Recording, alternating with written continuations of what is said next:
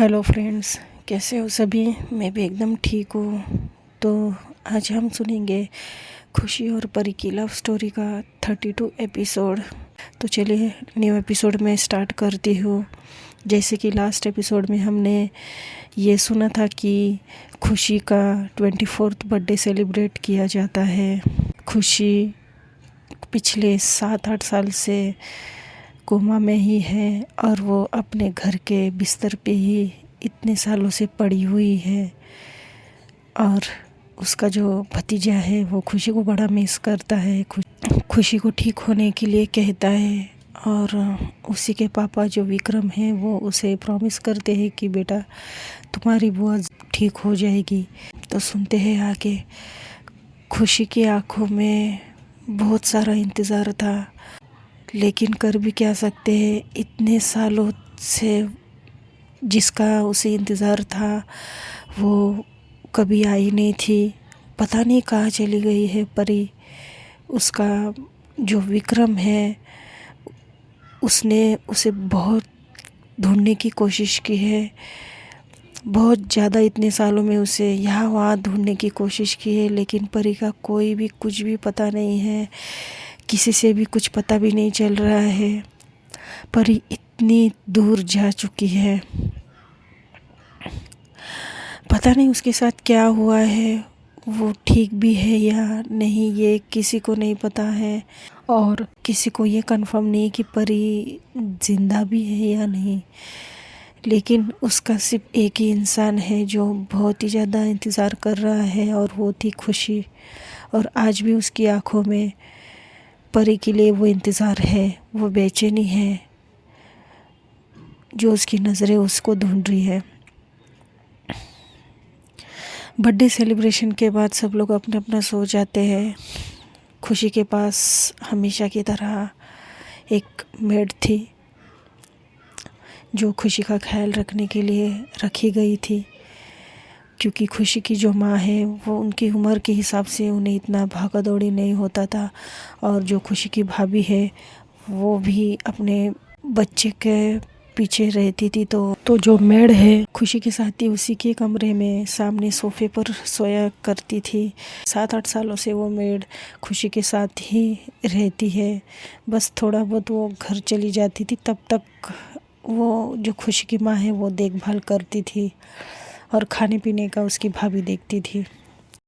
विक्रम ने घर पे एक ऐसी भी अरेंजमेंट कर रखी हुई थी, जैसे जो सिस्टर होते हैं खुशी के लिए जो फीड करने के लिए जो पाइप अटैच या जो भी है मेडिकल जो भी ट्रीटमेंट उसको टाइम से दिया जाता है, उसके लिए विक्रम ने सिस्टर को भी हायर किया था।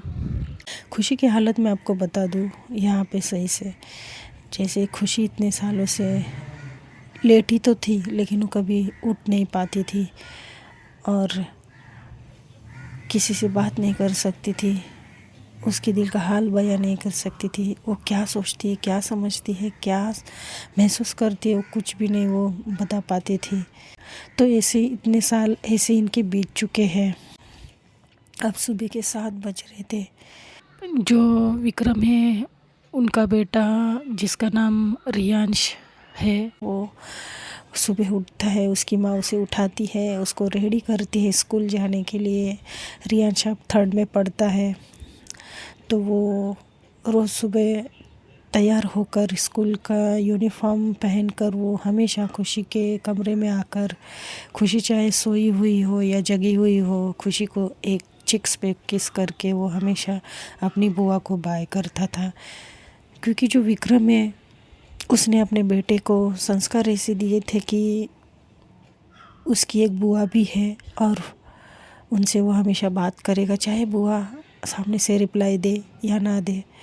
तो खुशी को बाय करता है, छोटू सा किस देता है उसके चिक्स पर, और वो उसके बस में वो स्कूल के लिए रवाना हो जाता है। उसके बाद घर के सारे लोग एक टेबल पर एक साथ ब्रेकफास्ट कर रहे थे। जो विक्रम के पापा है वो नहीं थे। खुशी को फीडिंग पाइप के थ्रू न्यूट्रिशन और जो भी लिक्विड था वो दिया जाता है, और फिर ये लोग अपना नाश्ता करते हैं। नाश्ते के टेबल पर बैठे हुए सब लोग चुपचाप नाश्ता करते हैं। पहले जैसे कोई किसी से मतलब ज़्यादा बात नहीं करता था, घर में शांति बनी हुई थी इतने सालों में। तो अपने पापा को कहकर ये सारी चीज़ें अरेंजमेंट कर दी थी। यूँ कहे कि विक्रम ने अपने भाई होने का फ़र्ज़ बहुत ही अच्छा निभाया था। विक्रम बड़ी शांति से ब्रेकफास्ट कर रहा था। तो जो खुशी की माँ है वो बोलती कि बेटा कितने साल हो गए, आज मेरी बच्ची 24 साल की हो गई है, लेकिन देखो उसको आम लड़की की तरह देख भी नहीं सकती हो। उसका तो बचपना ऐसे ही चला गया बेटा। कितनी अभागन हूँ मैं बेटा। वो छोटी सी बड़ी हो गई, लेकिन मैंने उसका ना बचपना देखा है, ना उसको हंसते खेलते हुए देखा है, यहाँ वहाँ दौड़ते देखा है। अब जो बड़ी हो गई ना, वो मुझसे जैसे बड़े बच्चे आमतौर पर ज़िद्दी होते हैं, मम्मा मुझे यही चाहिए, माँ मुझे ऐसा चाहिए वैसा चाहिए। मतलब मैं ये सारी बातें बहुत ज़्यादा मिस करती हूँ बेटा। पता नहीं मेरी बेटी कब ठीक हो जाएगी। विक्रम ना अपनी मुट्ठी कांच लेता है और अपनी माँ से कहता है, अच्छा माँ, भूल गई आप, ये भी ना आपके दोगलीपन का नतीजा है, भूलना मत कभी। और जब वो ऐसा बोलते हैं तो जो उसकी पत्नी उसका हाथ पकड़ लेती है विक्रम को और कुछ भी कहने से मना कर देती है। विक्रम की माँ लाचारी से बैठ जाती है शांति से। विक्रम अपनी माँ से ज़्यादा कुछ कहता नहीं है, क्योंकि वो भी समझता था कि वो अपने बेटी के गम में बहुत ज़्यादा परेशान है। इसके लिए विक्रम ज़्यादा उन्हें कुछ बोलता नहीं था। तो विक्रम बोलते अच्छा ठीक है प्रीति, मैं चलता हूँ ऑफिस, बाय माँ। तो इन दोनों को बाय करके वो चला जाता है। रास्ते में डॉक्टर से बात करता है, बताता है कि आज खुशी 24 इयर्स की हो गई है सर, लेकिन आज तक उसे उस जैसा हमने चाहा वैसे कुछ हरकतें हुई नहीं है उसके अंदर। वो कब ठीक हो जाएगी, ये वाली बातें वो फ़ोन पर बातें करते करते जा रहा था। डॉक्टर भी बोल देते कि किसी को टाइम लगता है और कोई कोई ठीक भी नहीं हो पाता। आई होप कि खुशी ठीक हो जाए एक ना एक दिन। तो विक्रम बोलता है जी सर ठीक है, और वो अपने काम पर चला जाता है। ऐसे इनका जो वो दिन बीत जाता है। विक्रम शाम को घर आता है, अपनी माँ से बोलता है कि माँ, पापा दिखाई नहीं दे रहे, रात को तो थे, पूरा दिन मुझे सुबह भी नहीं दिखे, कहाँ चले गए। तो जो खुशी की माँ है बोलती बेटा पता नहीं, इनका कुछ ठिकाना है और कभी तो मुझे बता के भी नहीं जाते हैं। अगर कहीं और दूर जाना हो तो बता के जाते हैं किसी दूसरे गांव में, लेकिन छोटी बड़ी बातें मुझे बताई नहीं है उन्होंने। विक्रम बोलता है क्या बोले ऐसे पिता को, छोड़िए जाने दीजिए। तो विक्रम की माँ बोलती है, अपने बेटे के कंधे पर हाथ रखती है और बोलती है बेटा जाने दो, अब तो तुम्हें पहले से ही अपनी बहन का बहुत ज़्यादा टेंशन है, तुम अपने पापा का टेंशन मत पालो अपने दिल में। विक्रम स्माइल करता है, वियर्ड स्माइल, और बोलते हैं कि माँ मैंने कभी पापा का टेंशन नहीं लिया है, क्योंकि पापा तो अपनी ज़िंदगी में मस्त मौला है, तो मुझे कभी ज़रूरत ही नहीं पड़ी उनके बारे में सोचने की। बस एक बार मेरी बहन ठीक हो जाए और वो अपनी ज़िंदगी जिए, उसका भी हक है माँ ज़िंदगी जीना। तो खुशी की माँ बोलती है हाँ बेटा, मैं भी यही चाहती हूँ कि मेरी बेटी उठकर खड़ी हो जाए बस। तो बस माँ बेटे का यही चलते रहता है हमेशा। इतने सालों से दोनों बस खुशी को लेकर ऐसी बातें करते रहते थे, लेकिन खुशी में आज तक उन्होंने कोई चेंजेस देखे ही नहीं थे, वही हमेशा का रूटीन था। तो अब खुशी का जो रेगुलर चेकअप रहता है, रेगुलर चेकअप तो जो नर्स है घर पे बुलाई जाती है, नर्स उसे चेक करती है और वही जो हमेशा बताती है वही बताती है कि बस वो आप सबको महसूस कर सकती है, लेकिन अपने आप कुछ कह नहीं सकती। तो बस वही हमेशा की निराशा खुशी के भाई पे और माँ पे थी। तो सिस्टर वहाँ से चली जाती है और ऐसे ही 8 दिन और निकल जाते हैं। एक दिन इनके घर की डोरबेल बजती है सुबह सुबह, और जो खुशी की मेड है वो घर जो दरवाज़ा है वो खोलती है और सामने देखती है काव्या थी। काव्या को देखकर जो विक्रम है खुश हो जाता है, बोलते हैं बेटा काव्या तुम आ जाओ नाश्ता करो। खुशी की माँ भी खुश हो जाती है कि बेटा बहुत दिनों बाद तुम आ गई।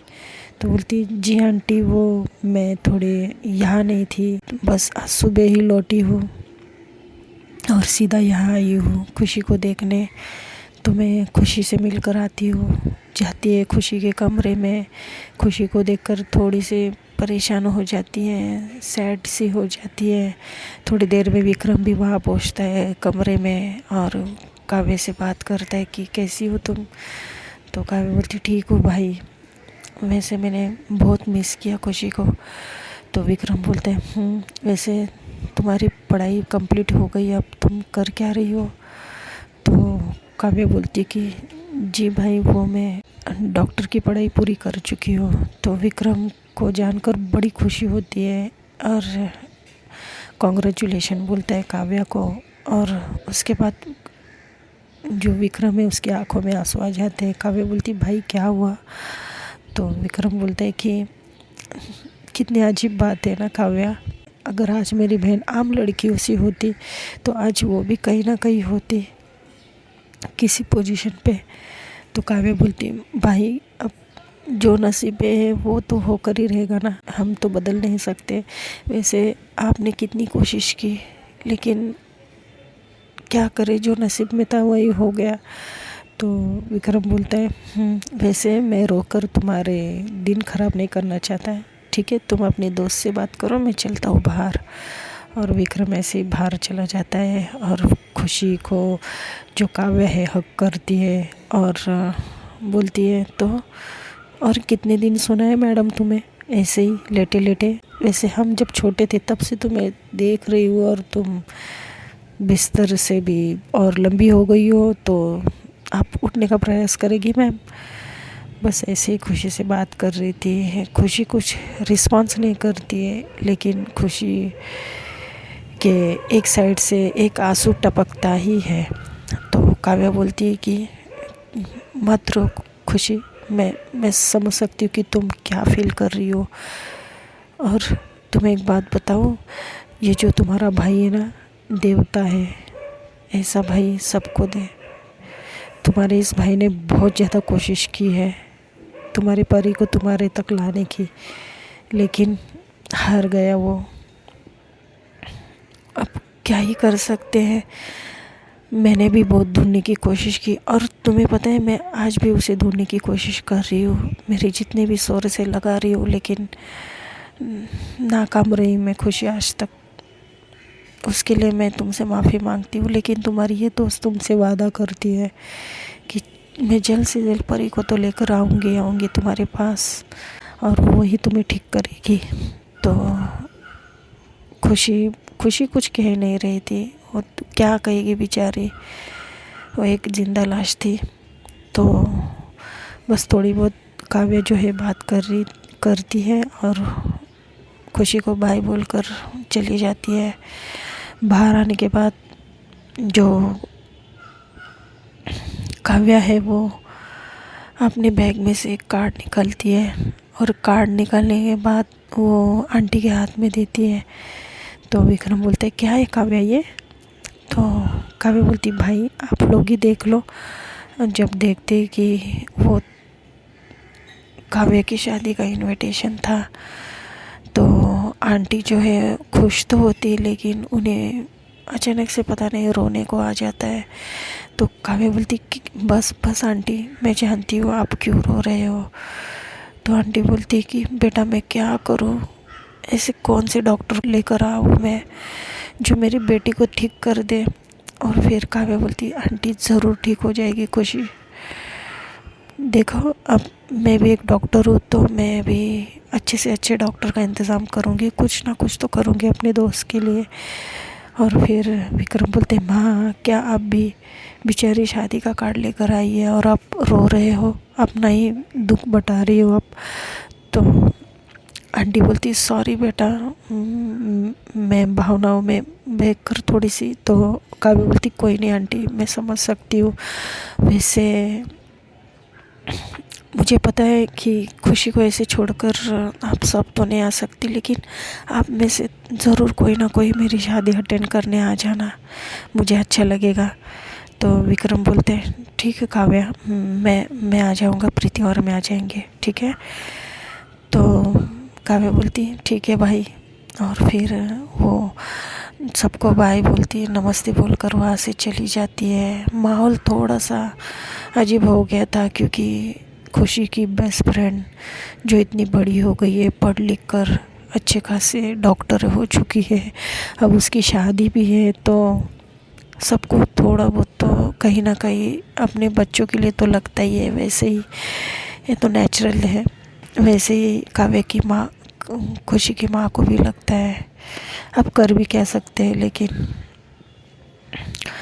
तो ऐसे ही कुछ दिन बीत जाते हैं और काव्य की शादी का भी टाइम आ जाता है। जो विक्रम है, प्रीति और जो रियांश है, तीनों शादी अटेंड करने के लिए जाते हैं। काव्य की शादी में खुशी की माँ तो नहीं जा पाती, क्योंकि खुशी के साथ भी कोई चाहिए था, भले मेड थी लेकिन अपना कोई चाहिए था खुशी के साथ, इसके लिए उसकी माँ घर ही रोकती है।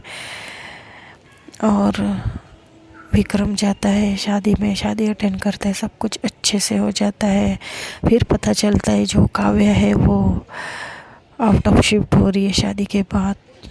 तो काव्य की शादी अच्छे से अटेंड कर ये लोग घर आ जाते हैं, सारी बातें अपनी माँ से शेयर करता है विक्रम।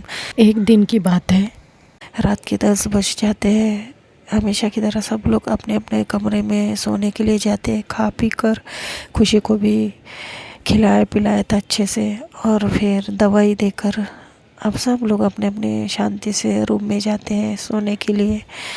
अचानक से जो चहल पहल मचती है, जो काव्य की, जो खुशी की मेड है, वो ज़ोर ज़ोर से आवाज़ देती है सबको कि जल्दी आइए माँ जी, जल्दी आइए, वो खुशी को देखो क्या हो रहा है। अब सब लोग भाग कर आते हैं बाहर, खुशी के कमरे तक चले जाते हैं। तो देखते खुशी जो है ज़ोर ज़ोर से सांसें ले रही थी, उसकी आंखों से बहुत ज़्यादा पानी था, तो बह रहा था, और वो ज़ोर ज़ोर से सांस ले रही थी। उसके हाथ पैर मूवमेंट तो नहीं हो रहे थे, लेकिन वो ज़ोर ज़ोर से सांसें ज़रूर ले रही थी। तो विक्रम जो है बहुत ज़्यादा डर जाता है, उसकी माँ भी। वो तुरंत हॉस्पिटल में फ़ोन करता है, जो डॉक्टर राजेश है उनको फ़ोन करता है। डॉक्टर राजेश बोलते हैं कि आप लोग को इमरजेंसी में खुशी को एडमिट कर दीजिए। अब ये लोग रात को एम्बुलेंस आ जाती है। अब तक तो जैसे पहले उनके यहाँ इतना डेवलपमेंट नहीं हुई थी, जो एम्बुलेंस आने के लिए बहुत ज़्यादा टाइम लगता था, लेकिन अभी 7-8 साल में काफ़ी कुछ बदल चुका था। तो एम्बुलेंस इनके दरवाजे में आती है। कुछ टाइम के बाद खुशी को एम्बुलेंस में लेके जाया जाता है और एडमिट किया जाता है। विक्रम है वो अपनी माँ को भी संभाल रहा था और खुशी को भी। एम्बुलेंस के अंदर ये तीनों ही थे। बहुत ज़्यादा ये लोग खुशी को ऑक्सीजन वगैरह लगाया जाता है, और विक्रम जो है वो अपनी माँ को, रोती हुई माँ को संभाल रहा था और खुद भी रो रहा था। तो ये लोग हॉस्पिटल जैसे तैसे पहुँचते हैं।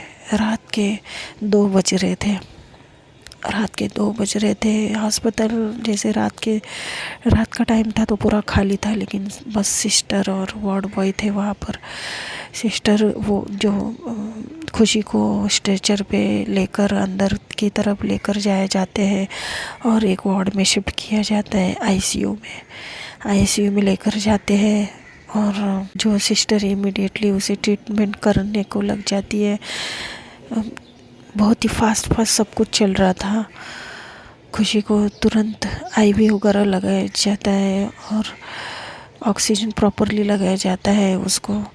और जो डॉक्टर राजेश है रात के कुछ 3 बजे तक आ जाते हैं हॉस्पिटल में खुशी को चेक करने। बड़ी पुरानी पेशेंट थी, तो डॉक्टर राजेश को भी थोड़ी सी हमदर्दी थी खुशी से, क्योंकि वो बचपन से लेकर बड़े होने तक उसे डॉक्टर राजेश ही हैंडल कर रहे थे। तो डॉक्टर राजेश है वो खुशी के लिए कभी भी आ पहुँचते थे हॉस्पिटल में। तो वैसे ही होता है, डॉक्टर राजेश पहुँचते हैं हॉस्पिटल में, खुशी को चेक करते हैं।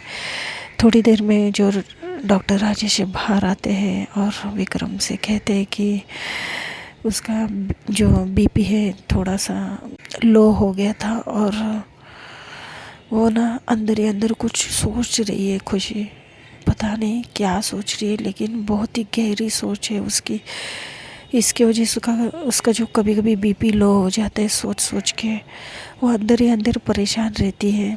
तो आंटी बोलती है, विक्रम की माँ बोलती कि लेकिन डॉक्टर साहब उससे हम लोग दिन भर में बहुत सारी बातें करते हैं, उससे बातें करते उसका जी बहलाते हैं। तो डॉक्टर बोलते हैं कि जी हाँ माँ जी, लेकिन वो जो खुशी है वो